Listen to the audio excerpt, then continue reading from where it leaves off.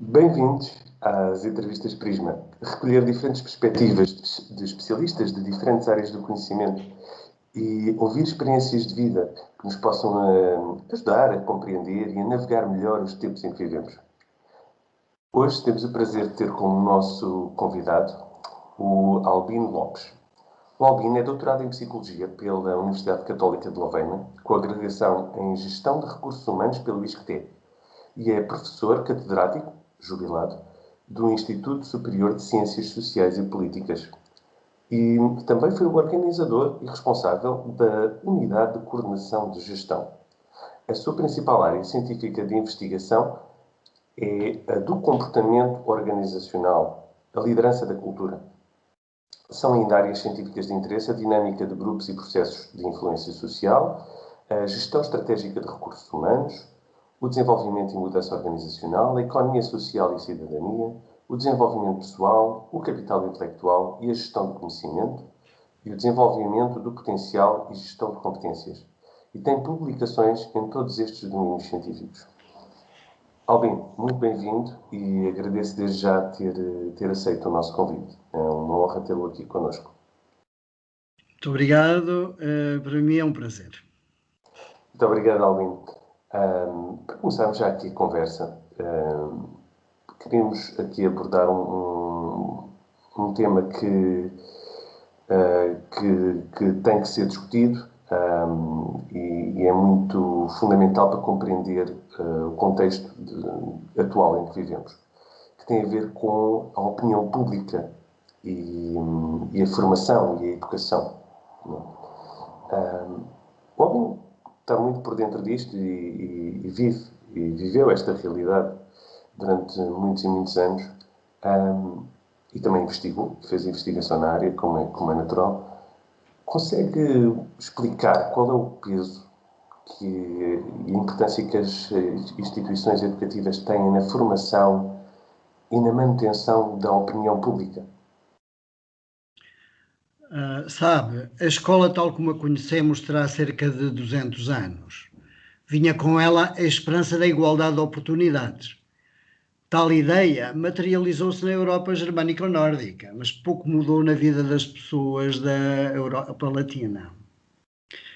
A escola tem duas funções básicas, se quisermos: a instrução e a educação humanitária e cívica, suportada na ideia de mestre. E isto é importante. Trata-se de uma tradição medieval e corporativa, que nunca deveria ter sido prometida da forma abrupta como foi na Revolução Francesa e nas revoluções liberais dos países. A Revolução Liberal nos países latinos destruiu a figura de mestre de artes e ofícios, que se dedicava ao aprendiz, como um padrinho se dedica a um afilhado. Nós nunca fizemos um debate sério sobre a escola, que herdámos do liberalismo. Só sabemos fazer discussões ideológicas. A escola abstrata e de aposta na memorização não tem virtualidades para preparar o questionamento e o espírito de observação crítica que conduz à inovação. É uma escola que condiciona a criança e o jovem à autoridade, nos termos de Stanley Milgram. É uma tradição diria, quase uma tradição de destruição do espírito crítico da criança, de destruição sistemática. Eu estava hesitando no termo, mas é isso.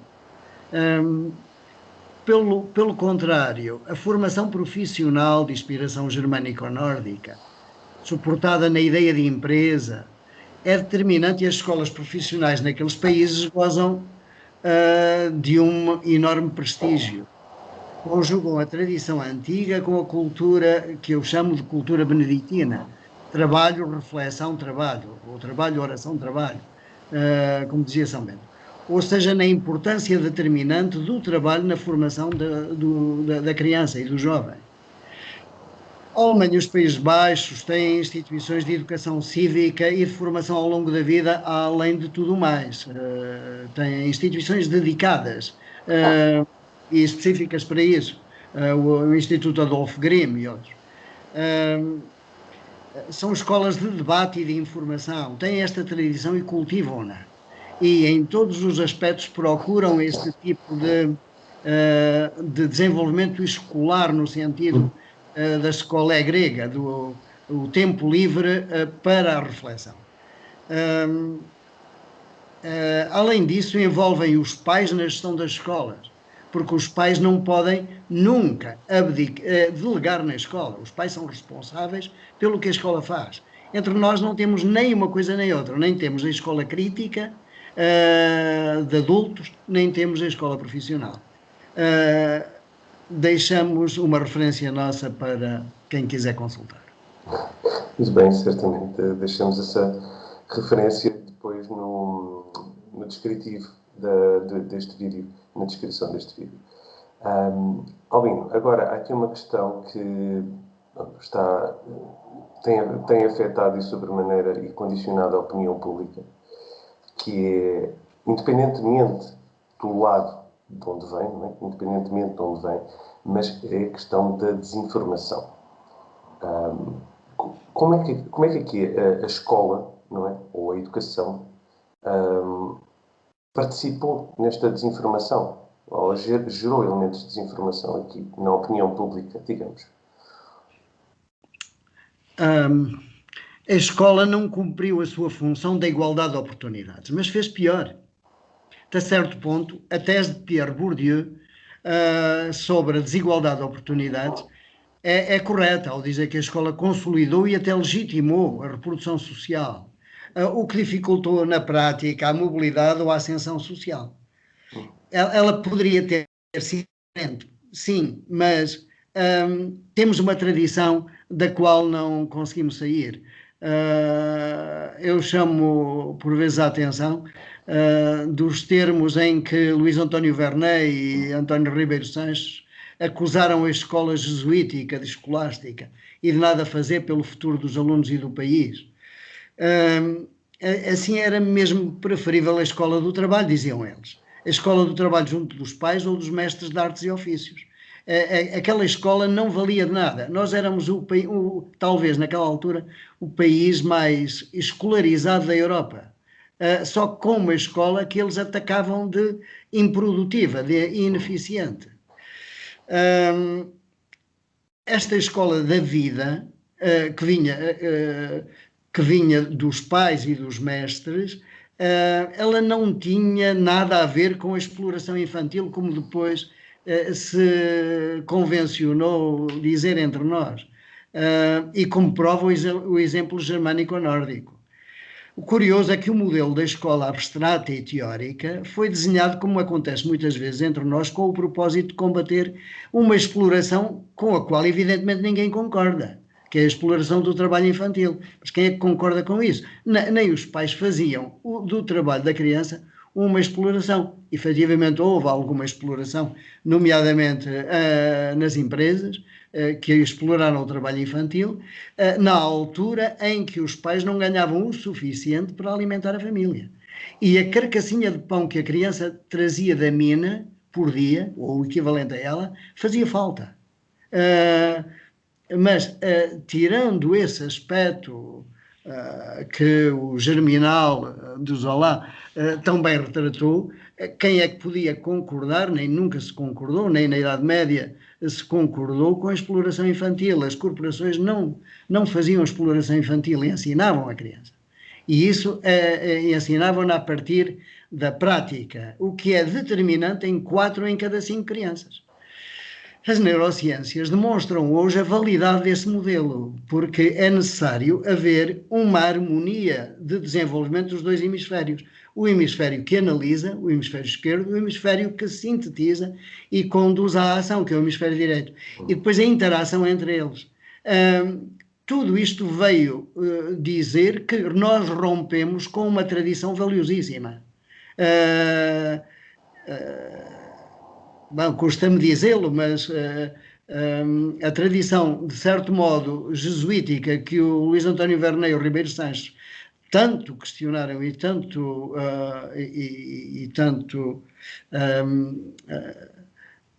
atacaram, talvez às vezes injustamente, e levaram o Marquês de Pombal, no fundo, a ter a atitude que tomou. Mas esta aposta na teoria só é eficaz em 20%, no máximo 30% dos casos. E, portanto, nós condenamos como que é um analfabetismo funcional entre 70% a 80% das nossas crianças e dos nossos jovens, por uma escola que insiste no ultradesenvolvimento do hemisfério esquerdo e inibe o desenvolvimento do hemisfério direito e, ainda, muito mais, a interação entre eles. A escola portuguesa, tal como existe, ela não passa de um equívoco. Este equívoco mantém-se no mínimo há 46 anos. E, do meu ponto de vista, nós não conseguiremos evoluir sem atacar este equívoco de alto a baixo. Acresce que não ajuda a desenvolver o questionamento das situações, a intuição, a criatividade da escola não desenvolve nada disto, não leva ao questionamento das situações. Portanto, como é que se pode criar uma opinião pública com espírito crítico com esta escola? Vejam-se os comportamentos que se reproduzem. Passar com o semáforo fechado para peões. Veja-se este exemplo. Enquanto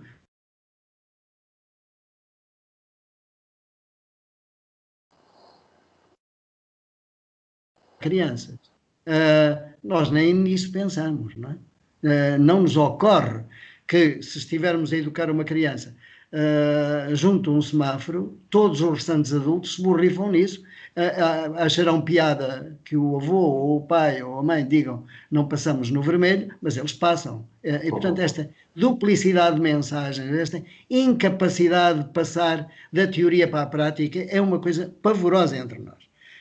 O mesmo se diga das questões da qualidade, da lavagem das mãos, agora que esse hábito seria tão necessário no controle do coronavírus. Alvin, é certamente uma perspectiva interessante esta de que o equívoco da escola, a linha mestra que orienta o nosso sistema de educação, pode estar um pouco na origem também de toda esta confusão, não é? Esta falta de informação e desinformação. Agora, passando aqui para um tema um pouco diferente, tem muito também a ver com o seu trabalho, que é a questão da ciência.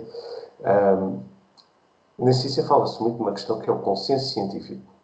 É uma realidade na qual os cientistas se baseiam para construir novas hipóteses e fundamentar toda a investigação que virá depois, não é?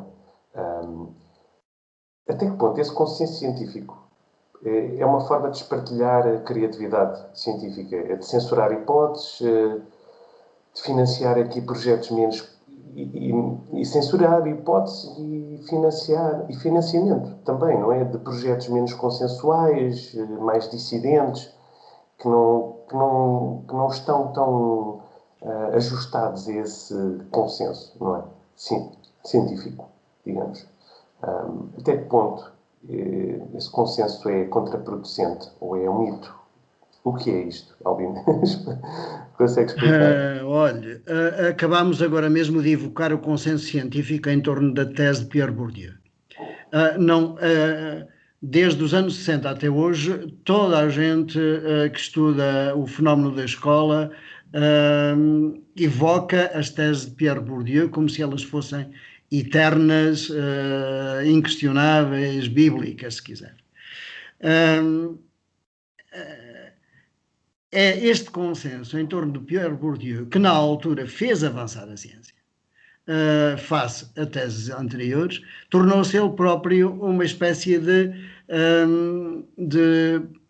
paralisador, de amputador do debate sobre a relevância social da escola, nomeadamente nos países de influência francesa, não é? Como é o nosso.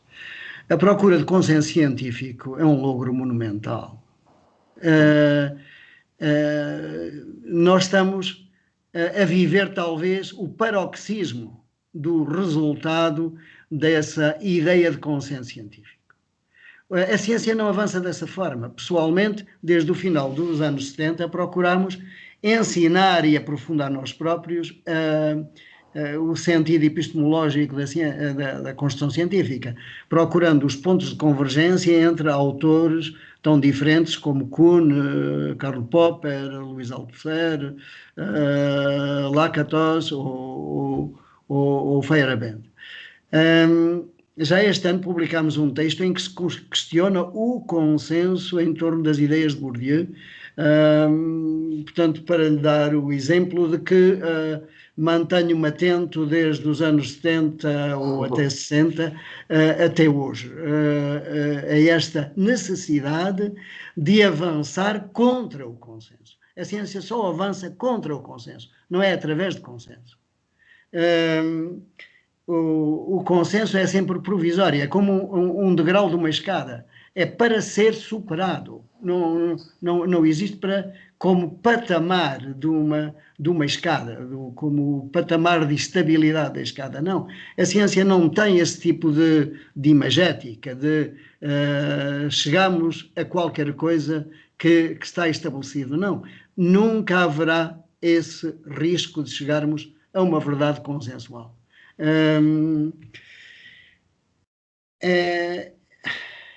Isto é assim, deixamos a referência, mas é fácil admitirmos que ou seria muito bonito se chegássemos a um consenso, mas ele não existe. Portanto, cada pessoa não pode dormir sobre louros, cada cientista tem que avançar constantemente, cada tese tem que destruir ou ter a veleidade, perdoe-se-me o termo, de destruir as ideias do diretor de tese, não é? É contra o diretor de tese que se avança, não quer dizer que seja sempre, não quer dizer que seja por sistema, mas todo o diretor de tese deveria sentir-se orgulhoso se o seu discípulo destruísse as suas ideias, porque isso seria sinal de contribuição para um cientista que a fizesse avançar o que ele próprio fez. É como cada cientista põe um tijolo no patamar, no degrau que leva ao patamar seguinte. É isto que eu penso.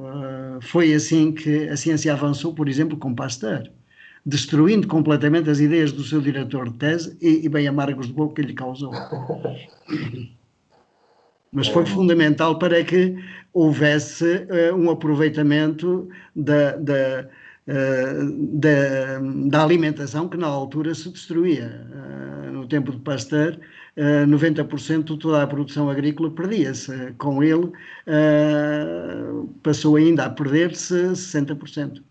Mas foi um ganho absolutamente considerável para a história da humanidade. Aqui também há que realçar e destacar as mais-valias que o mundo académico e científico pode trazer para o avanço do pensamento, não é? Pode destacar as maiores mais-valias que o mundo científico e académico traz para o avanço do pensamento, mas também os 3 maiores impedimentos que tem para o mesmo. Repare, referimos o caso da escola, mas o mesmo se pode dizer do consenso científico em torno das posições da Organização Mundial de Saúde, da investigação patrocinada pela Big Pharma acerca das teses que foram seguidas no caso tão atual como é o SARS-CoV-2. As teses defendidas contribuíram para o desenvolvimento da tese da dissociação estúpida, perdoa-me o termo, entre a saúde e a economia. Com as consequências já estamos a ver e continuaremos a sofrer nos próximos anos. Disso não tenhamos dúvidas. O certo é que a investigação em medicina tem sido coartada e manipulada de maneira tal, admitimos nós, que pode raiar o crime contra os nossos países. Eu falo com ponderação dos termos. Os poderes da finança que se aproveitam da desorientação dos governos dos países alinhados com a Big Pharma trabalharam bem. Eles montaram uma estratégia baseada na escolha criteriosa de uma minoria credível de comunicadores. Isto é terrível dizê-lo, eu não tenho as provas que outros investigadores terão, leio o dia todo, procuro ver tudo quanto se escreve, e há muito que suspeitava disto, e tenho trabalhos sobre este domínio, mas que tivesse ido tão longe eu não estava a admitir. Neste momento tenho que me convencer que eles montaram uma minoria ativa, montaram um processo que em psicologia se chama o das minorias ativas. Eu explico-me.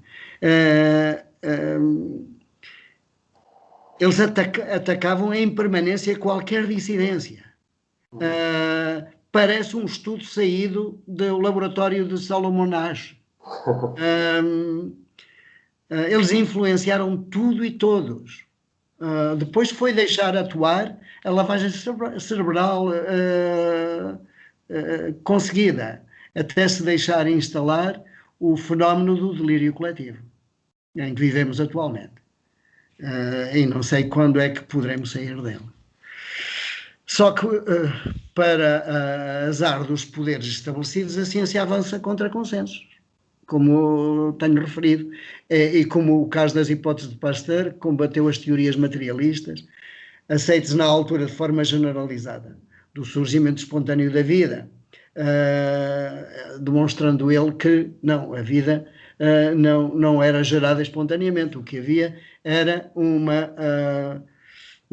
acesso à carne, por exemplo, de micro-organismos que se desenvolviam em seguida. Se ele conseguisse isolá-los do ar ambiente, a carne não apodreceria. E foi isso que exatamente consistiu, e foi nisso que consistiu o essencial da sua tese de doutoramento. Então, o exemplo da Suécia está aí para demonstrar que há disrupções, que há alguém que sai do consenso, que há uma espécie de corvo negro, já falaremos disso. E a Suécia não é fácil de desacreditar, como desacreditaram sistematicamente e completamente o presidente Bolsonaro ou o presidente Trump. A Suécia não tinha essas características para poder ser desacreditado dessa forma, não é? Claro.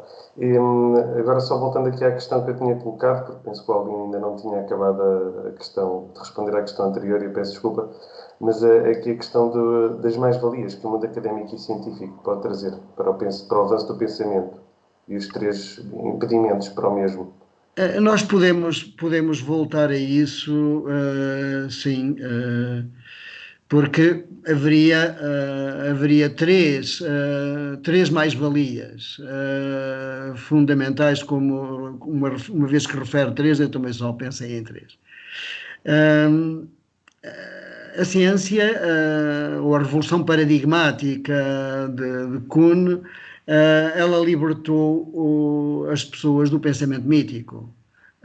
Não quer dizer que seja eficaz permanentemente nisso, porque, como vemos, o pensamento mítico espreita sempre a opinião pública. E há fenómenos que conduzem a ele com toda a facilidade. Operou um maior nivelamento social, isso é indiscutível.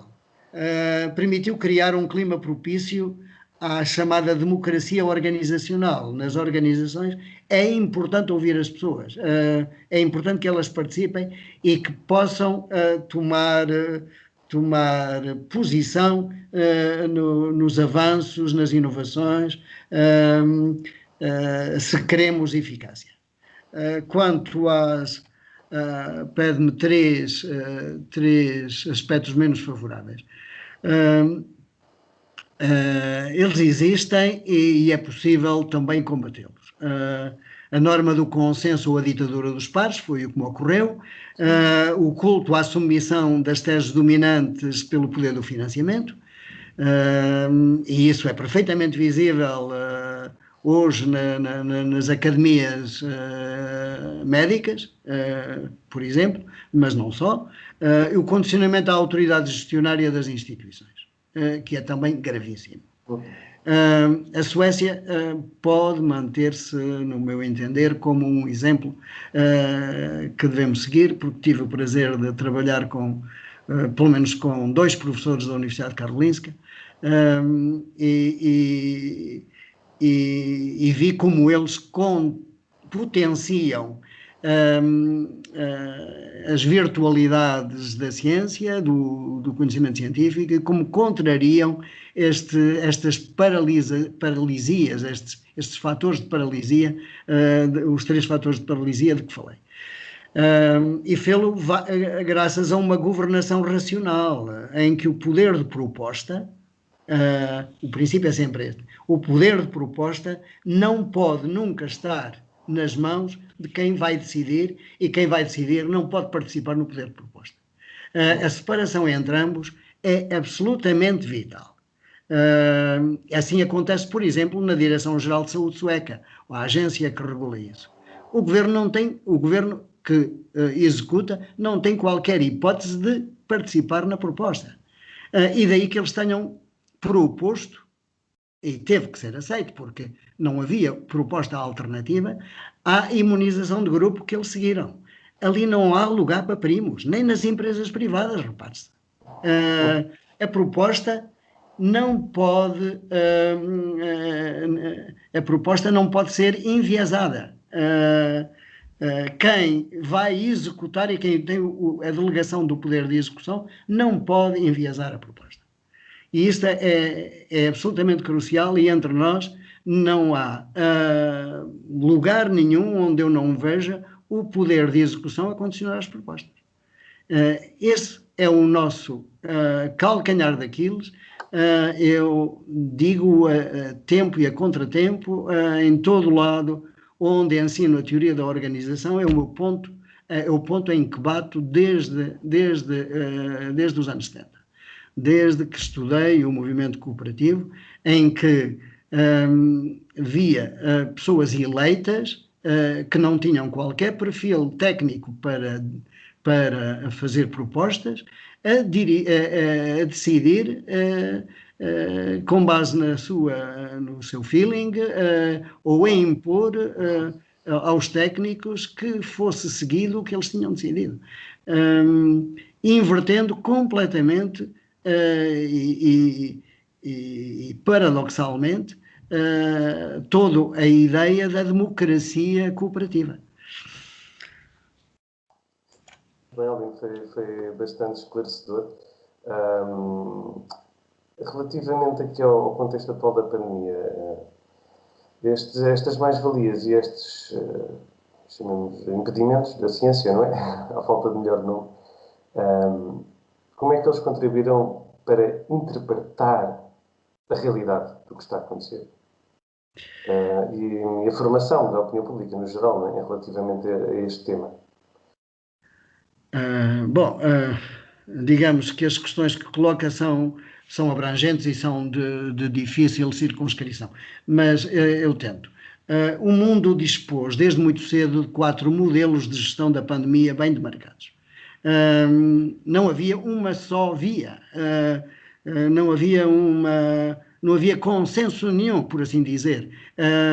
Quando um governante diz seguimos a melhor ciência, ele está pura e simplesmente a mentir. Não há, e mente com todos os dentes. Não há consenso nenhum estabelecido. E a prova é que eu consegui detectar 4 modelos de gestão da pandemia bem demarcados. O sueco, que coincide de resto com o da generalidade dos países pobres.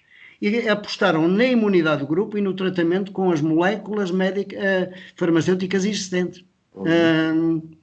E foi o mais... Repare-se que há de ser classificado como o mais bem sucedido de todos. Tudo indica que é este que é o eficaz e que todos, em última instância, vão ter que o seguir. É curioso que foram os países pobres que acompanharam a Suécia, independentemente da influência que a Suécia possa ter tido, que de resto duvido que tenha sido.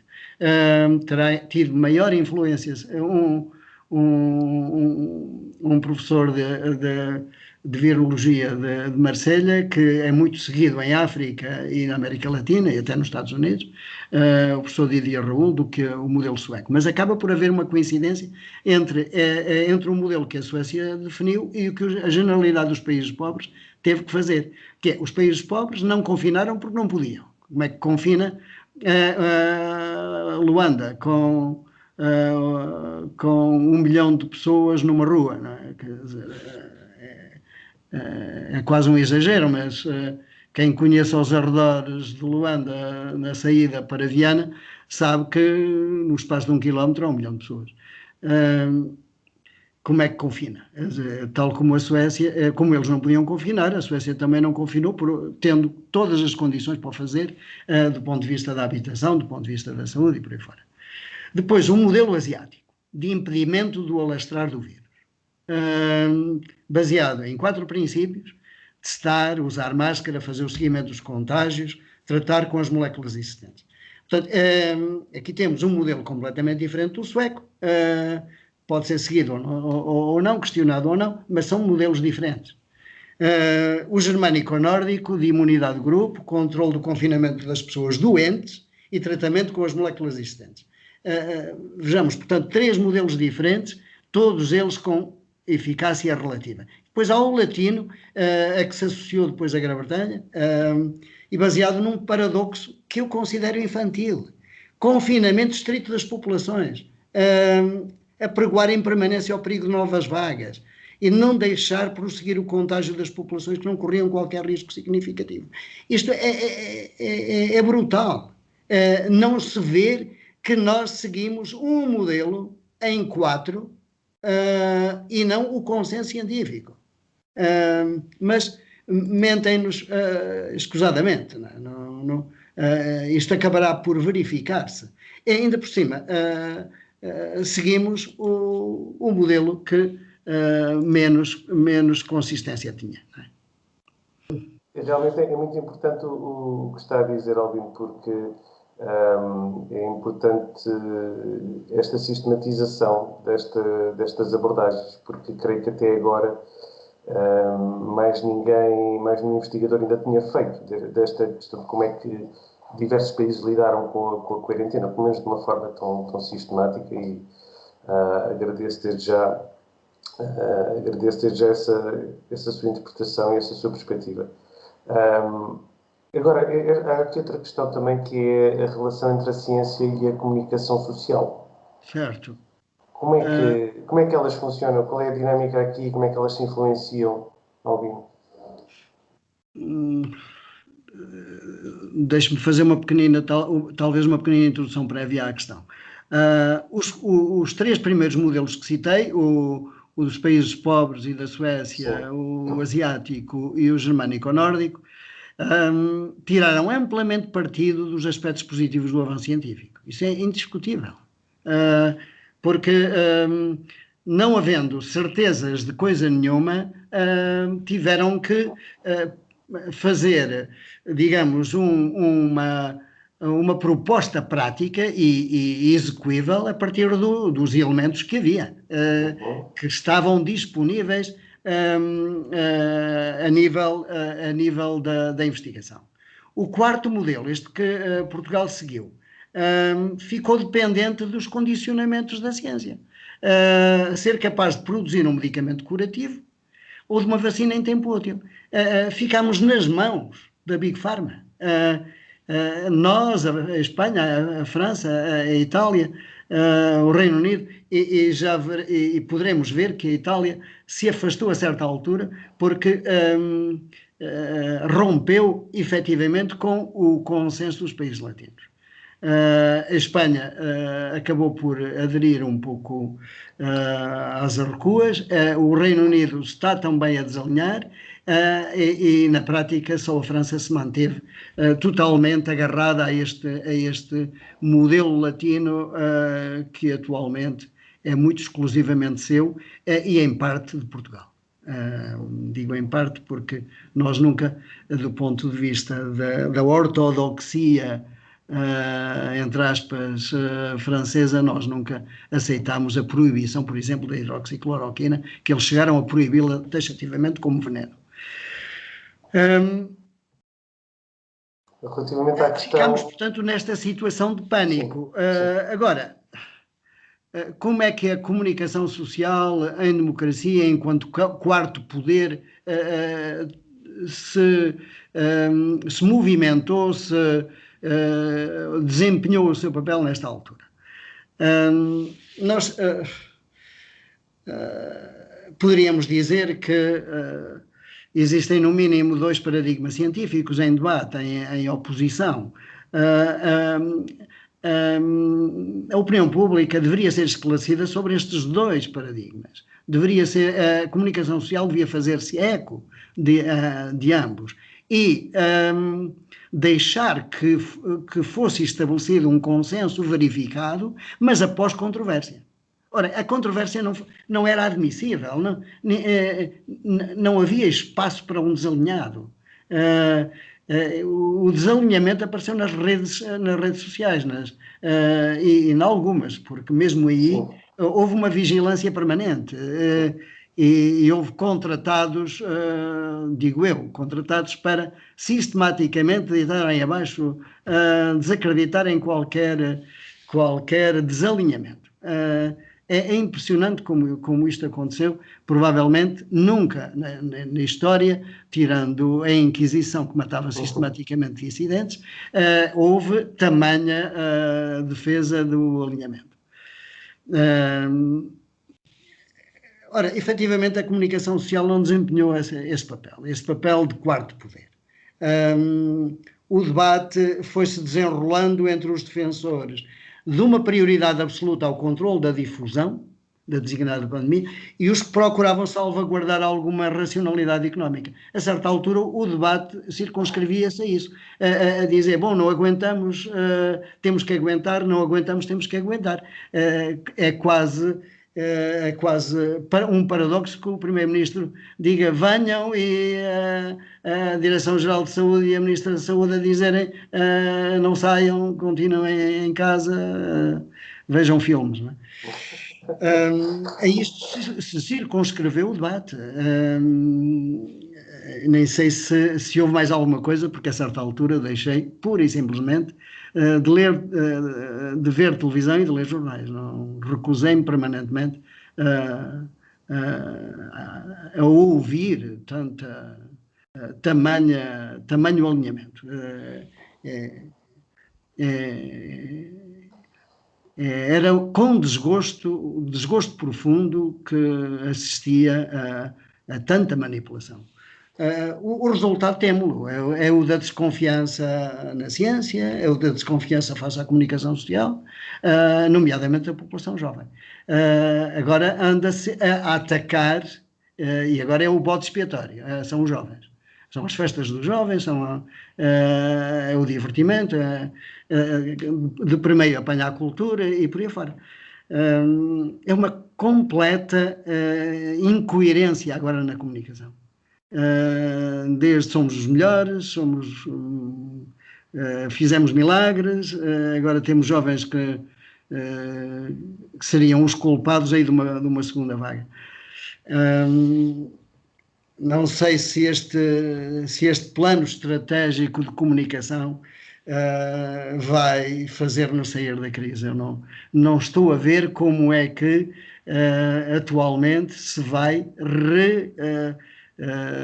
fazer um realinhamento. E temo bem que haja problemas no futuro. Como é que se vai, com a impreparação, com a falta de imunização da nossa população, como é que se vai enfrentar o inverno próximo, não é? Como é que se vai enfrentar a permanência do vírus que anda por aí? Embora ele não tenha a mesma virulência, embora não tenha a mesma capacidade de difusão de quando esteve no pico, por alturas de março, abril, mas como não se deixa circular o vírus, não se constitui uma barreira de proteção com as crianças e com os jovens, que em princípio, nada teriam a sofrer. e mesmo com as populações ativas, mais adultas, até uma certa senescência, por assim dizer, imunitária, não é? Portanto, é evidente que pessoas com alguma idade, com mais de 70 anos, já começam a não ter resistência para um vírus destes. Mas essas deviam ser efetivamente protegidas e, paradoxalmente, não o foram. Foi o caso dos lares, que é mais um paradoxo da nossa situação. Os lares não podiam estar tão confinados, as pessoas nos lares não podiam estar tão confinadas, ou então tinha que existir uma verdadeira estratégia de guerra, quer dizer, nada do que está fora passa para dentro, nada do que está dentro passa para fora. Quer dizer, como na muralha antiga, só havia a porta da traição por onde podiam entrar mantimentos e devidamente controlados. Não é? Portanto, senão as pessoas tinham que ter saído dos lares e postas em diversos sítios, mas nunca concentrados, de tal maneira que um infectado infectaste toda a gente. Depois. Portanto, o confinamento teve estes paradoxos e mini paradoxos, não era nada linear, e parece que tudo foi resumido a uma falta de disciplina, a uma falta de civismo, felizmente de poucos, porque o país continua a ser o melhor do mundo, até aparecer como o patinho feio da União Europeia nessa altura. Mas isso era inevitável. Professor, relativamente aqui à ciência que tradicionalmente e filosoficamente é independente do poder político, considera que neste momento é a realidade, pelo menos no que a Portugal diz respeito ou não? Não, diria que a situação atual é muito desconcertante. O caso mais problemático é o da medicina. Mesmo se poderia também dizer das ciências do ambiente, da energia, da gestão dos recursos naturais ou dos transportes. Quem não alinhar com o poder é sistematicamente destruído. Repare como se dizem cobras e lagartos de professores catedráticos, por exemplo, do técnico, ainda recentemente, acerca de uma divergência sobre o hidrogênio ou coisa do género. Um professor catedrático com provas dadas ao longo de toda a sua vida é classificado como um imbecil. Nós temos esta situação desconcertante. O poder político está capturado por interesses, não é só no ambiente, o controle dos recursos. Infelizmente há sempre cientistas que se disponibilizam para branquear interesses em qualquer área. Na medicina a situação é mais grave porque a Big Pharma passou a financiar os projetos, a dominar os jornais de referência, em que é forçoso proceder à publicação de artigos. É que a situação é tão caricata quanto isto.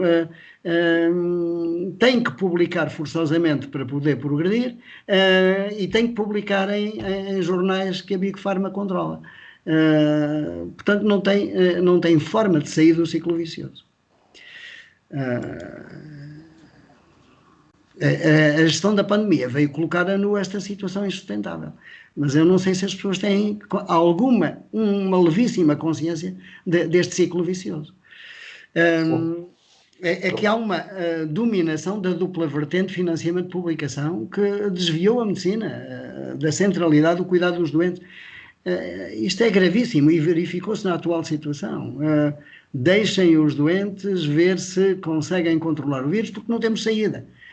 E as pessoas que cuidam e que mostraram que cuidavam, não, eram charlatães, eram classificados quase de criminosos. Quer dizer, quem tratasse um doente em França, ou na Itália, ou na Espanha, era criminoso. Quer dizer, só os hospitais de referência podiam tratar destes doentes. Não havia autorização para ser de outra maneira. É uma medicina de procura de estruturas hospitalares e de novas moléculas.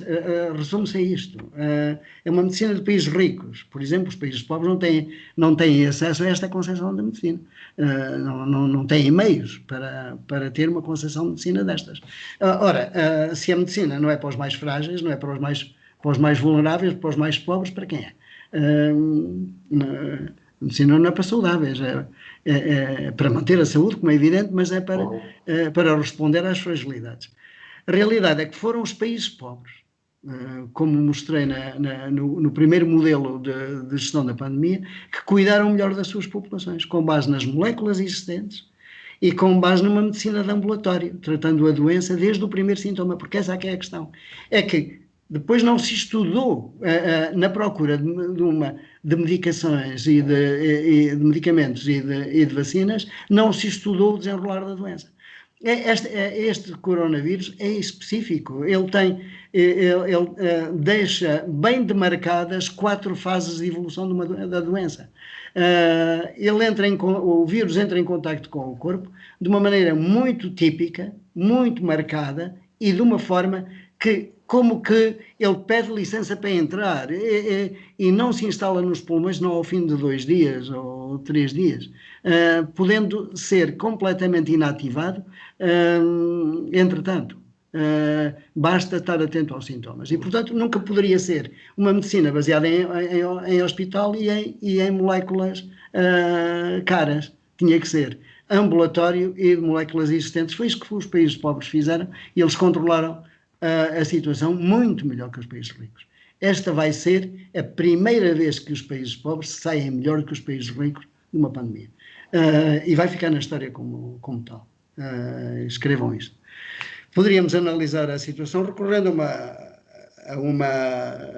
à linguagem da pandemia e com base num slide, se entender.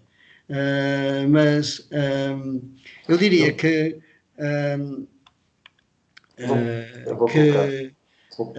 houve uma estratégia de comunicação que eu designei, em escrito, designei latentista, com um galicismo, portanto, attendre, esperar que o organismo se desenvolva. E fiz, ou proponho a reflexão que está aí nesse slide, que é uma saúde ou uma medicina baseada no cuidar versus uma medicina baseada no curar. A cura hospitalar e de novas moléculas ou de novas vacinas, e a medicina do cuidar das pessoas, atendê-las no imediato, de toda a maneira que pudesse ser feita, com as moléculas existentes e com a imunização de grupo.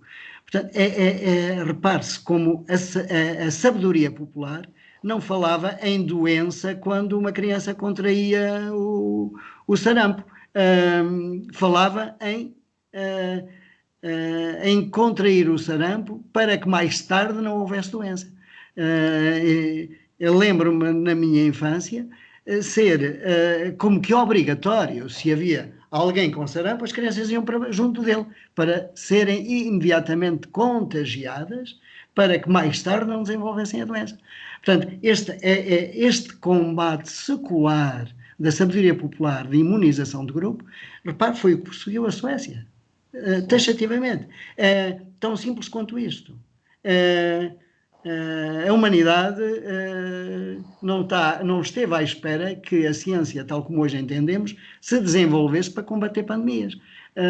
Fê-lo com a sua sabedoria. E os países pobres tiveram 77% de êxito contra os países ricos, que tiveram 23% de êxito no combate à pandemia.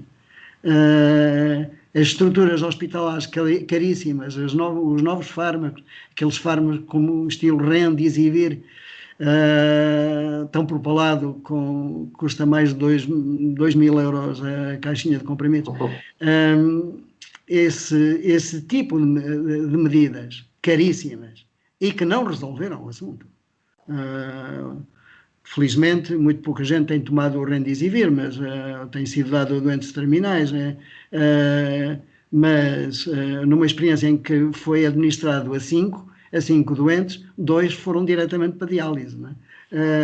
O que mostra bem as maquinações ou a estupidez desta medicina baseada no curar.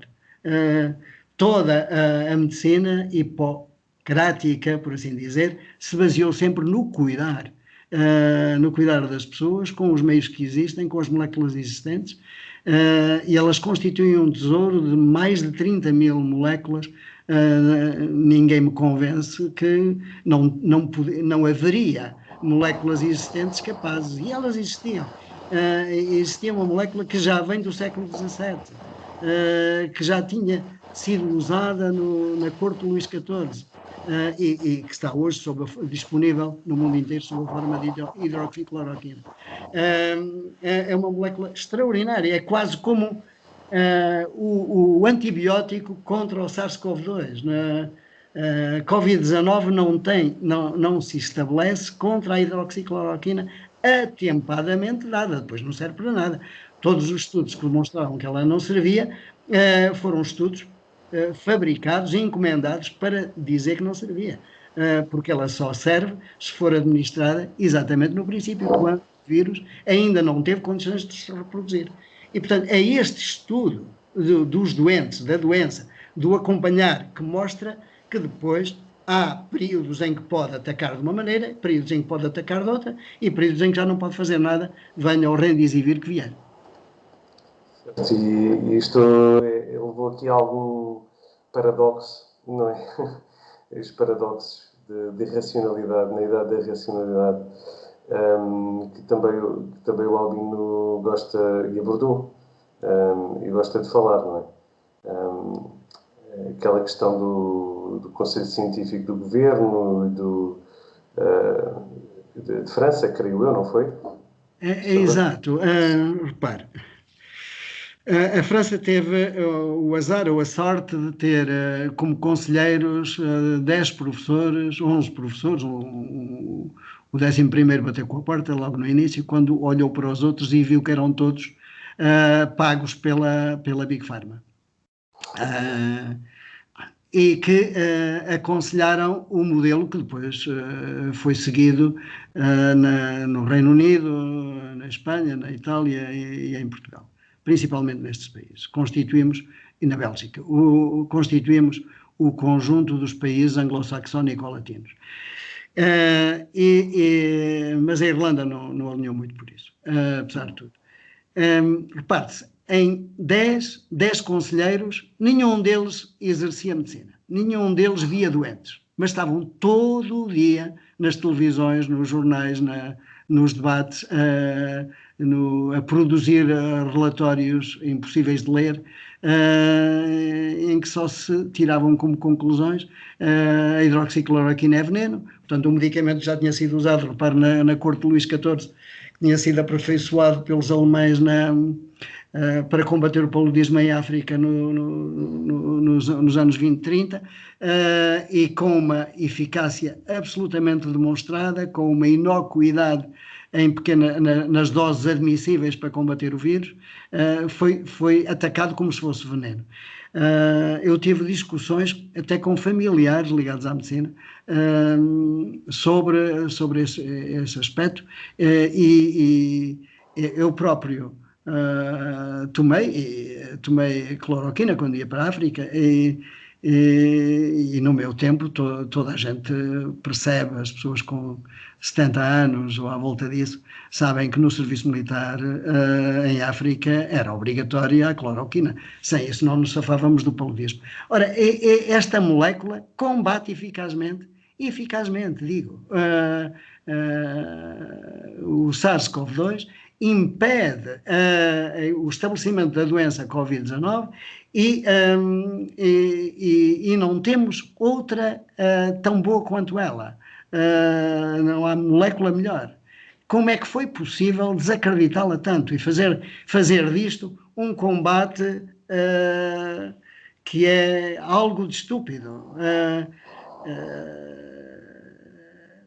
Digamos, felizmente para a humanidade, a enorme maioria dos países não seguiu este modelo.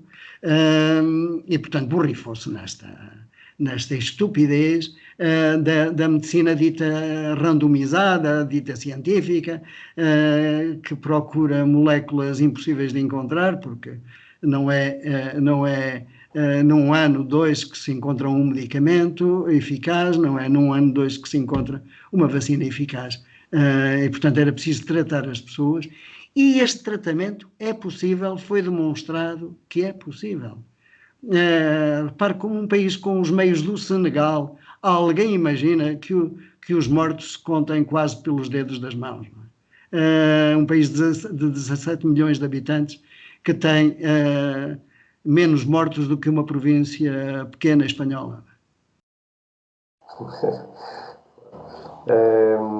E estes 10 magníficos ali a comandarem os destinos de um país como a França e de todos os que queriam alinhar por eles. E a fazerem propaganda junto dos países africanos, a começar por Marrocos. O rei de Marrocos mandou-os passear pura e simplesmente. Disse, nós não queremos saber das vossas opiniões, nós temos a hidroxicloroquina e temos as opiniões do protocolo dito de Marselha e é esse que nós seguimos. E é com esse que... E foi graças a este protocolo, repare, que toda a África seguiu, talvez com exceção da África do Sul e em parte um bocadinho o Egito. Mas toda a África, com 1.300 milhões de habitantes, tem os mortos equivalentes à Espanha. Sim. Portanto, se isto é ciência, eu não entendo o que é ciência. Não é a ciência que eu sempre estudei, que eu sempre segui e que eu sempre pratiquei. Não me reconheço numa definição destas. Professor, aqui outra questão também que é importante e que muitas pessoas têm apontado, mas dado que também é a sua área, uma área de intervenção e de estudo, que é a questão das organizações, não é? Muitas pessoas poderão querer saber se lhe pareceu que desde o princípio desta crise existiu alguma cadeia de comando, alguma hierarquia que fosse transversal a todas as organizações políticas, académicas, de comunicação social, de saúde, e que no fundo estava a definir unilateralmente qual era a narrativa consensual ou aquele suposto consenso. Para existir alguma cadeia de comando comum, uma hierarquia transversal a todas elas? Repare, se não existiu, e eu não sou um particular adepto das teorias do complô, eu penso que disfarçou muito bem. Se não existiu, tudo indica que... porque, repare, temos uma aliança prática e que envolve quatro entidades bem demarcadas. Por um lado, a China, com a sua estratégia de simulação da responsabilidade. Por outro lado, a Organização Mundial de Saúde, que em parte cobriu a China e a certa altura se transformou como que no porta-voz desta estrutura pensante. A Big Pharma com toda a evidência, portanto com o Bill Gates muito ativo, com a Fundação Bill Clinton muito ativa, com o Tony Fauci muito ativo, sempre a controlar o Presidente Trump, que permanentemente lhe fugia ao controle, com o Imperial College de Londres, que na maior parte das vezes em que fez intervenções foi desastroso, quase até à exaustão, e os movimentos ditos ecologistas, esquerdistas, que alinharam com uma tese peregrina de que isto seria uma espécie de revolta da natureza contra o homem. Portanto, há aqui estas quatro condições bem marcadas, estas quatro posições bem demarcadas. E numa aliança que funcionou às mil maravilhas com base numa estratégia que eu definiria pela negativa. Porque pela negativa é fácil juntar extremos, juntar contradições. Pela positiva já é mais difícil, mas pela negativa é fácil. E repara, os elementos de prova de que algo correu muito bem a este comando.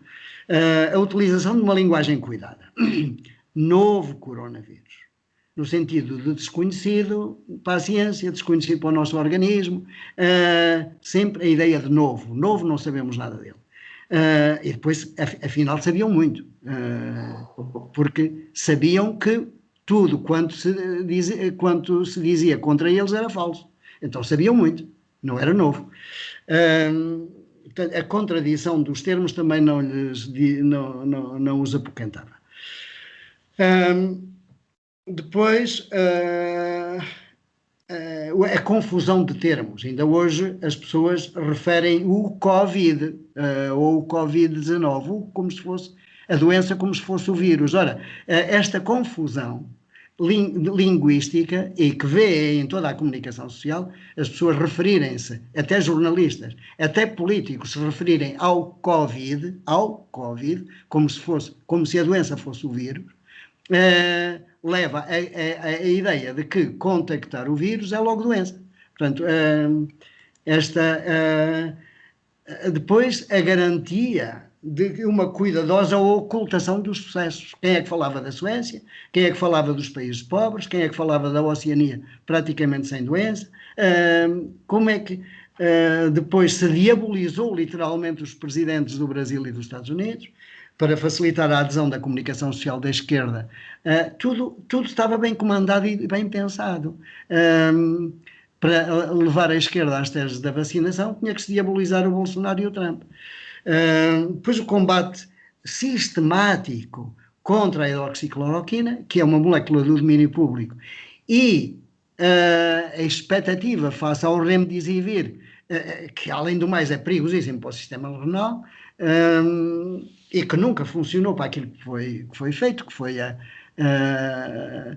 o ébola. Portanto, repare que a hidroxicloroquina é eficaz contra o paludismo. O remdesivir não é eficaz contra o ébola, foi pensado para isso. Agora seria eficaz contra o SARS-CoV-2. Isto é um contrassenso. Depois, a completa ausência de comparação entre a gestão da crise na Bélgica e nos Países Baixos, que são dois países rigorosamente irmãos, com a mesma língua na maior parte do território, na parte da Bélgica e na parte holandesa, com o mesmo povo. Um confina, o outro não confina. Um tem mais mortos e o outro tem menos mortos, e podemos demonstrar isso. Depois o controle da comunicação, que aponta para uma aproximação da doença pandémica e as alterações climáticas, como já referi. Portanto, tudo isto bem definido e bem pensado e bem articulado, conseguiu criar uma espécie de consenso pela negativa, sempre contra os outros, sempre contra quem fizesse diferente, quem não tivesse esta perspectiva atentista. Espere-se, aguarde-se.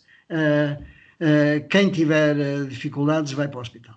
E o sistema, então, a posteriori, vem o confinamento para não fazer cair o sistema hospitalar. Portanto, repare-se como tudo isto depois se justifica, e até com boas consciências, pessoas com quem eu falo, por exemplo, e com quem comunico, me dizem: mas havia o perigo do sistema de saúde não aguentar. Pois, desde que não se atacasse ao primeiro sintoma, pois o sistema de saúde não aguentaria. Se atacasse ao primeiro sintoma, nem sequer era necessário ter tido hospitais de referência. E como é que isto pode levar à apatia da opinião pública? Normalizou-se aqui o pensamento institucionalizado, não é? E fez-se com que a ciência deixasse de ser uma forma de descoberta, de exploração, não é? de questionar constante. Como é que isto levou à apatia, Albino? Repare que a escola só faz sentido se for uma escola de questionamento, senão não vale a pena, não é? Portanto, claro, para se saber o que estuda-se o passado para sabermos como vamos progredir para o futuro. Portanto, é como vamos ultrapassar o saber que vem do passado, melhorando. Não é para ficar eternamente fixado no passado. Nunca o passado, portanto, há uma ruptura com o passado e não um estudo do passado, que foi como é que a humanidade sempre se defendeu dos vírus, sempre se defendeu das pandemias. Portanto, quando muito melhorar-se, isto é, estudar melhor cada vírus, na sua especificidade, e saber como é que se ataca o seu aspecto maléfico. Porque teremos os vírus que nos protegem e os vírus que nos atacam. Tudo depende, tudo na ecologia constitui um sistema em que há predadores, há efeitos perversos até das boas práticas. Portanto, lavar as mãos é eficaz contra os maus vírus também, pode ser desprotetor da pele, porque nos livra dos vírus todos e nós precisamos deles. Portanto, a mesma coisa das bactérias, umas são benéficas, outras são maléficas. E, portanto, temos que ter o sistema imunitário em boa forma para poder equilibrar o nosso organismo face às agressões do meio. E depois, paradoxalmente, ninguém questiona que um confinamento destrói esta capacidade de resistência do organismo.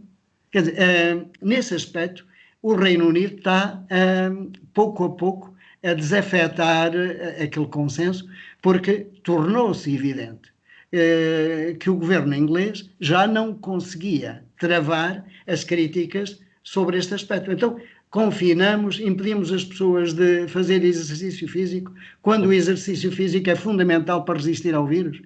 E o governo inglês já anunciou que um confinamento posterior vai ser impossível, porque vai ter que recomendar à população que faça o máximo de exercício físico ao ar livre. Portanto, o contrário de tudo quanto defendeu na primavera. Portanto, numa próxima hipotética segunda vaga, já não se contará com o alinhamento do Reino Unido para este pandemónio que não pandemia. Tal como um dos 10 magníficos franceses, de que falei antes, mesmo apesar dos chorudos pagamentos, ele já veio dizer que se os jovens não se contagiarem agora, dificilmente haverá uma barreira de proteção no inverno. É o primeiro sinal de que houve disrupção naquela orquestra tão alinhadinha, ou naquele grupo de jazz tão alinhado da presidência francesa. Portanto, começam a existir as disrupções. E depois houve o caso da Holanda, o caso da Itália, o caso da Suécia, o caso, por exemplo, no Brasil, o estado do Pará, que agora se aliou à Rússia para testar a vacina, já antes se tinha aliado à Índia para ter hidroxicloroquina para toda a gente, fazendo imediatamente soar todos os alarmes no Brasil por parte dos alinhados contra o Bolsonaro. Alto, que está um Estado que está alinhado pelo Bolsonaro. É uma desgraça já o estavam a responsabilizar por toda a desgraça do Brasil. O Estado do Pará. Portanto, se entender, podíamos ver os slides que lhe enviei relativamente aos Países Baixos, não sei se o pode projetar, porque ele é extraordinário como é que foi possível esconder esta realidade. Temos 2 países que, num primeiro momento, estão perfeitamente alinhados em número de casos e em número de mortes. A partir do momento em que a Bélgica confina e a Holanda não, o número de mortos sobe para mais do dobro ou para o dobro na Bélgica, mantendo-se quase bastante controlado nos Países Baixos. Portanto, como é que não foi possível ver que a estratégia de confinamento levou a uma sobremortalidade da Bélgica? E isto fala mais do que 1000 discursos, não é? Tal como, se quiser mostrar o que lhe enviei o slide que lhe enviei sobre a Itália, que foi de resto quem serviu de exemplo a não seguir no início da pandemia. Fomos bombardeados constantemente com o exemplo italiano. De facto, era uma subida quase a pique da mortalidade, a partir do momento em que eles se dissociaram do modelo francês e da propaganda francesa e começaram a usar a hidroxicloroquina com todos os doentes, veja a mortalidade a cair para zero na Itália, criando, paradoxalmente, aí o efeito ou ajudando, no fundo, a pandemia a tender para zero, como, de resto, como aconteceu noutros países. Se compararmos o que se passou na Itália com o que se passou na Suécia, que também lhe mandei um pequeno slide só sobre a mortalidade, veja como, não tendo feito nada, a Suécia tem uma curva de Gauss perfeita. A mortalidade cresce exponencialmente no início, apanhados de surpresa, sobretudo nos lares e nas comunidades imigrantes, onde pessoas idosas conviviam com jovens que foram contaminados e as pessoas idosas com dificuldade de conhecimento da língua, porque eram normalmente refugiados políticos, principalmente da América Latina, que chegaram em massa nos anos 80 e 90 à Suécia. Os lares e essas comunidades imigrantes fizeram subir em flecha a mortalidade e depois, como lentamente ela tendeu para zero, numa curva de Gauss, que mostra que este vírus se comporta tal como todo e qualquer vírus do passado, isto é, através de uma curva de Gauss. E mandei-lhe também umas referências que deixo de um professor americano extremamente reputado, o professor Rich, que denuncia a estratégia combinada da Big Pharma com a OMS contra os medicamentos existentes,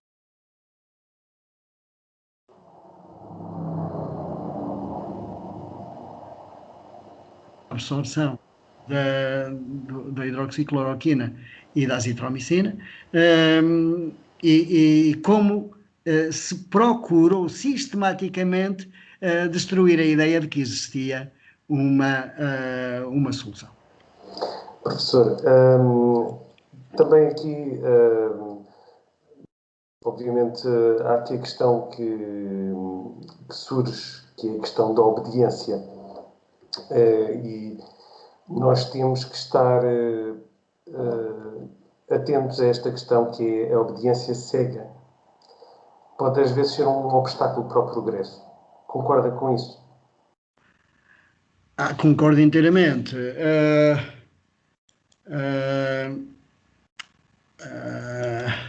Repare como obedecer a um conselho científico do governo francês e obedecer ao governo francês, para não falar do nosso, quase me repugna falar do nosso, que foi seguidista, borrifando-se pura e simplesmente nas vozes dissonantes que inicialmente até aceitou, como foi o caso do professor Turgal, a quem eu presto uma sentida homenagem, que foi uma voz dissonante, com toda a coragem, e que depois foi miseravelmente calado e ostracizado na comunicação social portuguesa. É que há aqui cinismo, não é? Nós não podemos pôr as mãos por ninguém. Partidos, a democracia não se faz com alinhamentos acéfalos, faz-se com apostas e com apostas razoáveis e permanentemente questionáveis, permanentemente atacáveis, se for o caso, podendo alinhar em certos aspectos, como mesmo a nível parlamentar, um deputado deve permanecer livre face ao seu partido. Quer dizer, não todo o alinhamento acéfalo é destrutivo, é desorganizador. Num texto falei dos carneiros de Panúrgio, não é? Portanto, nós comportámo-nos até certo ponto como carneiros de Panúrgio. porque numa imagem que poderíamos dar, alguém decidiu seguir o exemplo, neste caso o exemplo franco-britânico, na Europa. Todos os outros puseram uma máscara nos olhos em vez de ser no nariz. Puseram a máscara nos olhos, foram atrás do exemplo franco-britânico, seguiram-no e fizeram calar as vozes que diziam: mas olha que os da frente também levam a máscara nos olhos. Mas surge aqui uma questão. Isto é desastroso para as nossas democracias, repare. Eu não tenho dúvida de que nós sofremos o maior ataque democrático desde o nazismo, ou desde o stalinismo. Sim, mas isto leva aqui a uma outra questão, quer dizer, nestas organizações políticas, mas mesmo na saúde e na ciência, existem hierarquias, não é? Existe uma cadeia de comando. Já sabemos e já falou que a dissidência, a desobediência é perseguida. E em muitos casos, como até, por exemplo, na saúde ou nas forças de segurança, pode ser penalizada, com a impossibilidade de exercer a atividade profissional. No contexto dessas organizações, quando o alinhamento com a narrativa oficial é uma condição que não é negociável para manter o trabalho, como é que alguém mantém a integridade moral e o dever cívico aqui? Repare que paga-se caro desalinhar. Paga-se muito caro. No Exército, Humberto Delgado foi morto. Nas Forças Armadas, melhor dito, porque ele era da Força Aérea.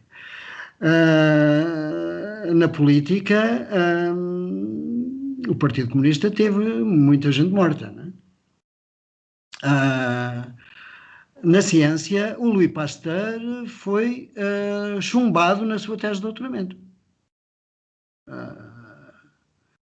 Preciso saber isso. Quer dizer, repare paradoxalmente, quem é que obrigou o Estado francês a obrigar a Academia Francesa a aceitar a tese de doutoramento do Louis Pasteur? O Cardeal de Paris, que disse que punha a Igreja toda a votar contra o governo se fizessem uma coisa daquelas. Todas as homilias de França seriam para mostrar a estupidez de não aceitarem a tese de doutoramento do Louis Pasteur. Portanto, um homem que apenas combatia uma ideia feita, que é a vida nasce espontaneamente, portanto, desenvolve-se espontaneamente. E não existe uma cadeia causal para ela. Em todos os casos, houve depois sucessos e insucessos. É evidente que o sucesso do Louis Pasteur foi retumbante após a intervenção da Igreja Católica Francesa.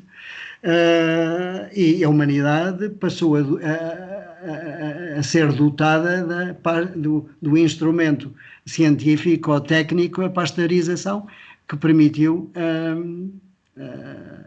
a revolução na indústria alimentar. E no fundo, fazer a indústria alimentar. É curioso como o Louis Pasteur conta que a ideia da indústria alimentar e da geração espontânea de vida ser falsa lhe veio por assistir em criança às tias a fazerem enchido e a fazerem com que não houvesse ar dentro dos enchidos e houvesse um processo de seca ao fumeiro para evitar que houvesse oxigênio a contaminar as carnes. E portanto, numa continuidade entre o saber empírico do povo e o saber científico. Uma coisa bonita de se ler. Mas essa ousadia é necessário tê-la, não é? Então, é necessário que as pessoas se preparem para romper com este consenso. E é evidente pelas vias hierárquicas, como na tropa, digamos, escrever com o devido respeito: o meu capitão segue a minha discordância face ao que estamos a fazer. e não deixar passar em claro. Não, as Forças Armadas eram um exemplo, citou-as, ou as Forças de Segurança, mas são um exemplo de democracia, até no tempo do fascismo. A autorização que o RDM dava para se poder dirigir a um superior discordando dele e chamando-lhe a atenção de que era em nome da defesa do bem comum, da defesa da honra das Forças Armadas e do próprio comando, da própria ideia de comando, que se discordava e para os devidos efeitos ia por escrito. É interessante. Sou partidário de que o futuro é construído pelos que discordam. É evidente pagando um preço, mas isso eu paguei-o noutros tempos, pessoalmente, também não é agora que me iriam fazer mudar de opinião. Se a PIDE não conseguiu fazer-me mudar de opinião, e no 25 de Abril eu lá estava a coroar 2 anos e tal de conspiração, não é agora que me vou sujeitar aos bem-pensantes. Agora, só para terminarmos, professor, há aqui uma questão que é a perda de fé que as pessoas tiveram nas instituições democráticas, não é? Podem estar infiltradas por vários grupos de interesse, segundo o que me diz, não é? Vários pessoas com diferentes intenções e movidas por diferentes interesses. Aqui já vimos que há a questão da dissidência. A dissidência precisa de coragem, a dissidência precisa de pessoas que estejam dispostas a pagar o preço, não é? Por essa dissidência. O ideal era que as pessoas que perderam a legitimidade saíssem pelo próprio pé. Mas, se isso não acontece, que alternativas é que nos restam?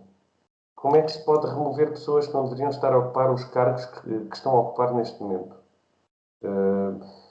Partindo do princípio que temos dentro das organizações ainda pessoas de bem, pessoas que têm integridade, têm ética. Como é que fazemos esta mudança, no fundo, de uma forma que é disruptiva, mas também pacífica? Uma rebelião pacífica, aqui dentro das instituições, não é? Para não destruirmos as instituições também, não é? Repare, eu tenho consciência da necessidade absoluta da divergência. Quer dizer, é em nome do progresso que a divergência deve ser cultivada. Portanto, desde o início desta pandemia, eu percebi que faltava nos países, sobretudo os países da chamada quarta hipótese na minha formulação, faltava-lhes a institucionalização da divergência. Como funcionam os Estados-maiores dos países desenvolvidos já no século XIX? Como é que funcionavam? Um Estado-Maior aconselha e propõe uma fórmula de defesa ou de combate. Mas, simultaneamente, tem ao lado um outro Estado-Maior sombra que questiona tudo quanto esse Estado-Maior está a fazer. E a procurar pontos fracos na estratégia. Os chamados pontos fracos das boas soluções. Mesmo admitindo as boas soluções, elas terão sempre pontos fracos. É necessário estar sempre à procura desses pontos fracos.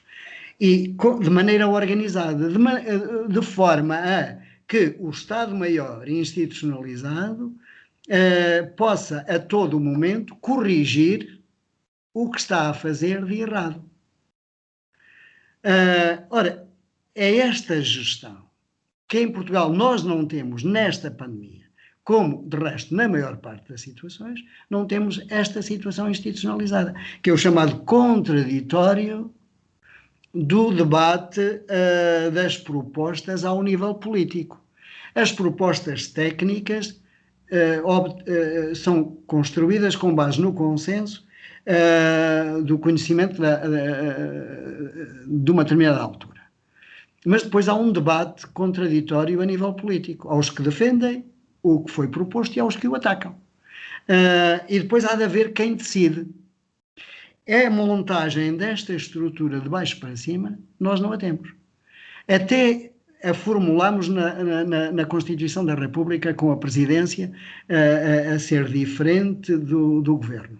Mas depois depende dos atores, porque temos, por exemplo, um presidente que não se dissociou do governo em toda esta pandemia. Faziam uma dupla presidente-primeiro-ministro que era redundante. Eu chamei-lhe dupla redundante, porque uma não era questionada pela outra.